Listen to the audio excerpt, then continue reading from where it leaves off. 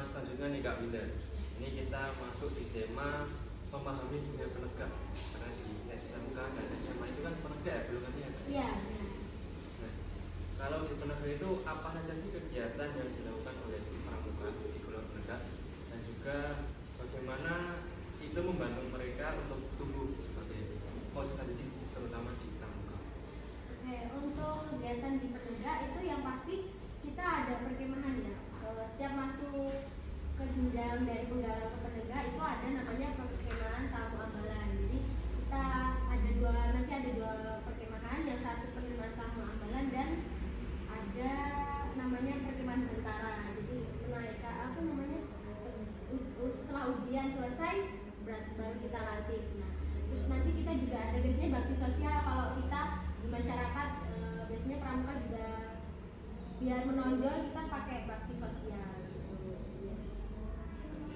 Kalau tingkatan itu setiap 1 tahun sekali atau? Kita biasanya 1 semester. 1 semester sekali. Jadi kita usahakan satu golongan atau satu tingkatan itu selesai 1 semester. Nanti kalau mau lanjut bisa dilanjutkan semester berikutnya.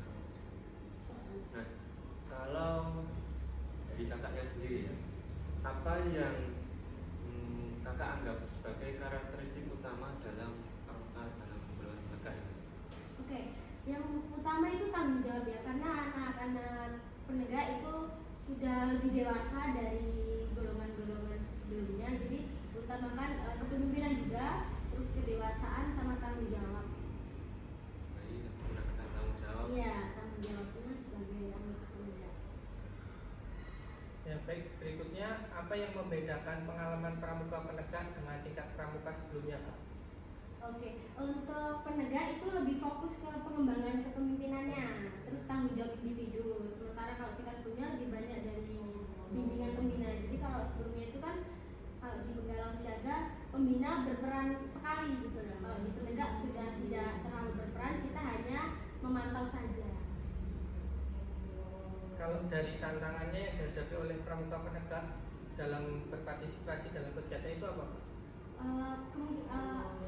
Ada hal di siswa itu banyaknya dia masih egois. Jadi dia kalau sama kelompok belum agak bisa gitu. Jadi kita menekankan ya, karena di pramuka itu kebanyakan berkelompok, jadi kita tekankan di kegiatan berkelompok. Baik, karena kakak tadi menjelaskan bahwa di pramuka penegak itu pembina sebagai fasilitator, lalu bagaimana kakak itu mengajarkan nilai-nilai kepemimpinan kepada anggota didik sebagai anggota penegak? Ya, biasanya untuk mengajarkan kepemimpinan itu ya, kita kan di SKU sudah ada juga. Jadi ada ujian yang namanya setiap siswa itu harus bisa mengajar ke anggota-anggota lainnya. Jadi wajib semua mempunyai jiwa kepemimpinan. Jadi harus mengajar teman-teman juga.